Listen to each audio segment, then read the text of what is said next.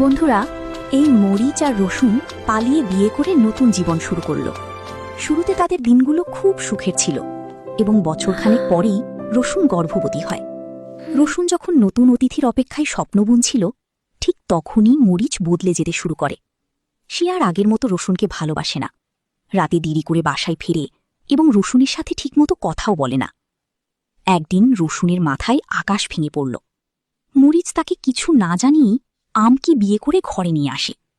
আমের রূপ আর মিষ্টি কথায় অন্ধ হয়ে মরিচ গর্ভবতী রসুনকে মাঝরাতে বাড়ি থেকে ঘাড় ধাক্কা দিয়ে বের করে দেয়।